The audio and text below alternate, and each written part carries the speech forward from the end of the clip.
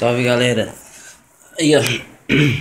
Vou estar ensinando aqui como tá fazendo um abafador aqui pra diminuir o som da bateria pra você sair em casa, né? Porque sabe como é as coisas, né? A gente começa a tocar, depois vem os vizinhos reclamar.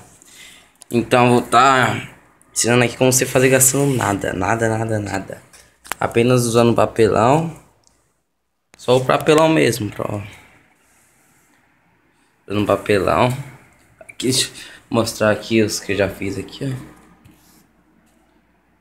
Já fiz dois, ainda vou fazer o do surdo, tô fazendo do tom 2. O bumbo eu vou ver como é que eu faço pra diminuir, não sei se vou diminuir, mas... Então você vem aqui, coloca os tambor, né? Aí você vai lá e marca. Você marca.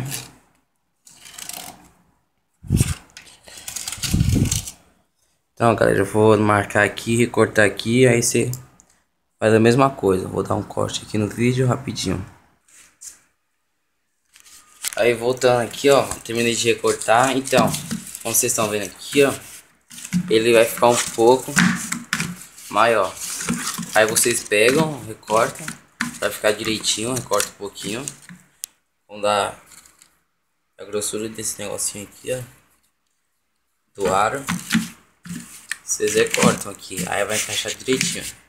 Aí eu vou dar uma recortada aqui rapidinho, já volto. Então, galera, eu vou ter, ó, como vocês estão vendo, ó, encaixou certinho. Só ficou um pouco de folga aqui, ó. Aí depois eu dou um corto outro pra deixar certinho, mas acho que não vai fazer muita diferença não, então. Tá vendo? Cadê? Aqui, ó. Vou tirar.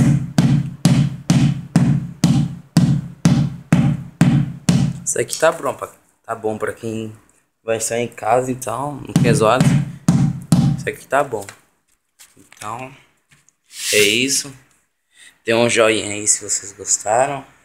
Se inscreva aí que logo mais tem alguns vídeos aí do show, mas eu vou começar a fazer uns vídeos aí se vocês começarem a gostar. Então é isso.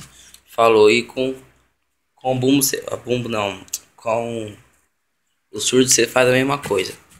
Aí depois eu vou ver aqui como faz pro bumbo.